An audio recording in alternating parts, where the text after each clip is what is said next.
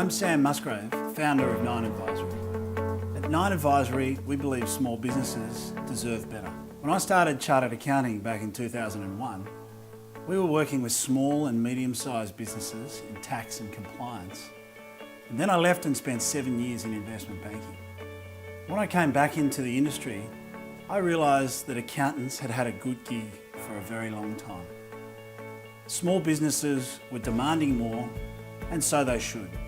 The game had changed. Over the last 15 years, we've worked with thousands of small and medium-sized businesses.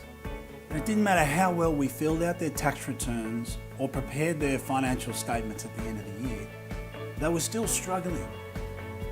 What we realised was over 70% of small businesses are in the wilderness. The wilderness is one of the 6 stages of the business life cycle. That we work with businesses in this stage very closely in order to help them achieve lifestyle or performance success. The wilderness is a state of business that we have all probably seen or experienced in the past, or perhaps we're experiencing it right now. A business in the wilderness looks like this. They're trading time for money, they have no product, they have a lack of clear team, they have unstructured or no business processes, and quite frankly, the business owners are more than likely more financially and emotionally better off if they were to get a job in their chosen field elsewhere. And the wilderness is just one out of the 6 stages of the business life cycle. The 6 stages of the business life cycle look like this. The first stage of the business life cycle is the startup.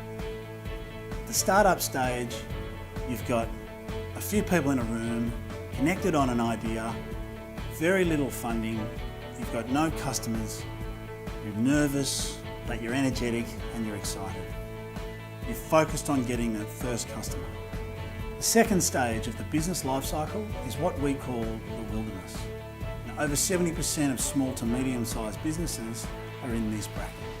The wilderness has no team, stressed and or bored, survival focused, living hand to mouth, and they've got substandard profitability. It's quite likely that people running a business in the wilderness would either be emotionally and or financially better off if they were to get a job in their chosen field. The third stage of the business life cycle is the lifestyle stage. In this stage, businesses are getting an adequate and commercial return on the time and money that they've invested into their business. Now, this business may not be earning millions of dollars and buying super yachts and luxury boats, but the business owner in this stage is very happy and very comfortable with the level of returns that they're getting from their business. They've got good staff, consistent and dynamic staff who are very clear on their roles. They have succession planning and they've got clear and documented arrangements with their external suppliers with whom they've got a very good relationship. The fourth stage of the business life cycle is the desert. Now, when a business reaches the lifestyle stage, often people want to take that business to the next level. We call the next level the performance stage. The problem is when you're trying to reach a performance business, you often get stuck in the desert. What does the desert mean? Well, the desert means when you're going to expand your business, you need to invest. You need to hire more staff. You need to spend money on marketing. You need product development. You need a lot more investment in the business in order to generate the returns that you're seeking to generate.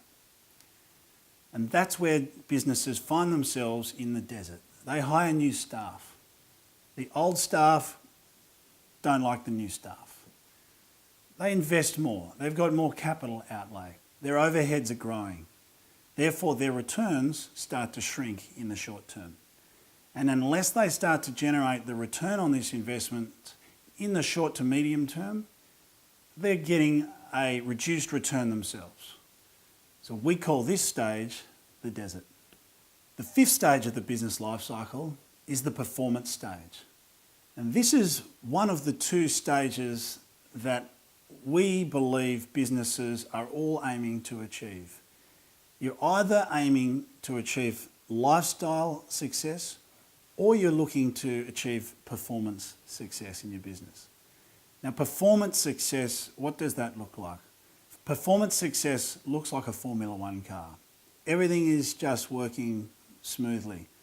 Very clear team with very clear roles, very clear on your product, with customers that understand exactly what you do, and you've really nailed the 9 key stages of any business. That's what performance success in your business looks like.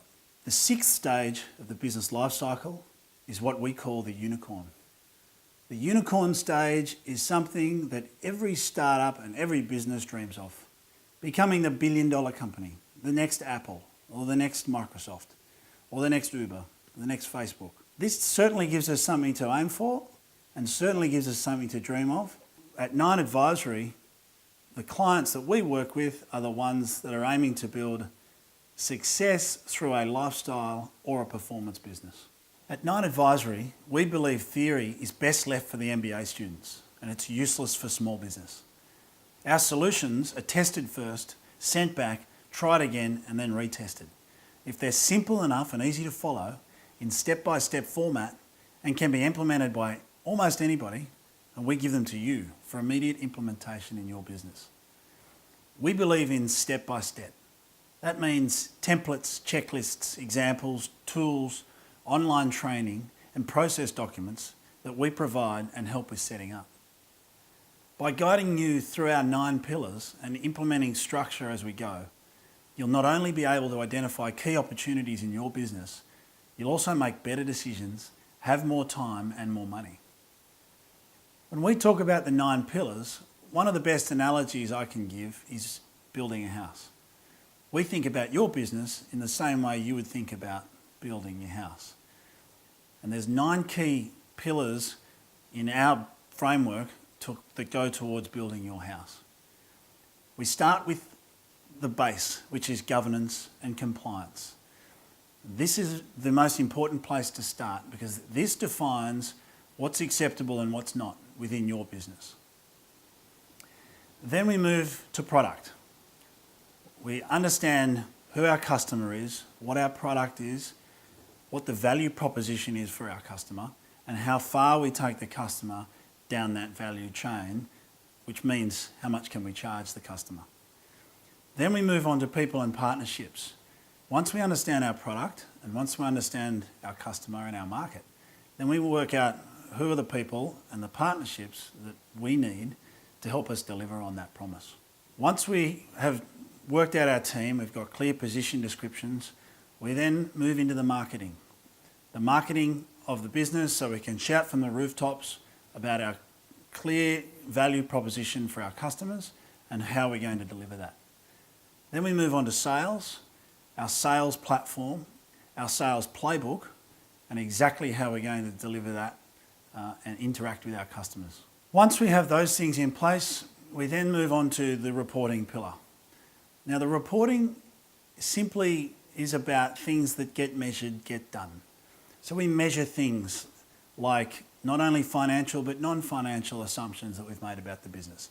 How can we get the right data so that all of our dashboards are in front of us to make clear and precise and accurate decisions about the direction of our business?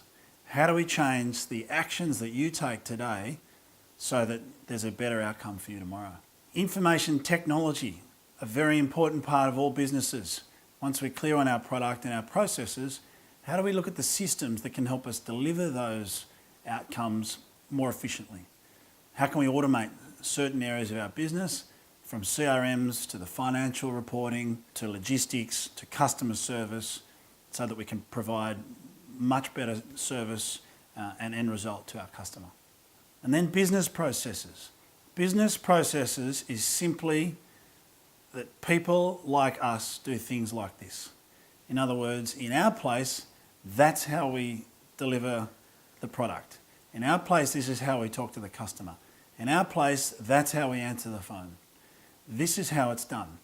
This is such that your customer experience is exactly the same every single time a customer interacts with your business. The business processes are clearly documented and well communicated across everybody within the business so that that customer experience is exactly the same every single time. The last piece of the puzzle is the roof on the house, which is the leadership and management pillar. This pillar ensures that our strategic objectives are all aligned across the business. What does the business look like in 3 years or 5 years' time? How do we know we've achieved our goals? Making sure that we've got a start line, a finish line and a deadline. And making sure that we're really clear on all of our wildly important goals that are important to this business. We also have the added feature of being able to refer to our pillar partners or our suppliers and our relationships who are experts in some of these areas. Through the 9-pillar framework, we're able to bring in expertise where required and when necessary for your business.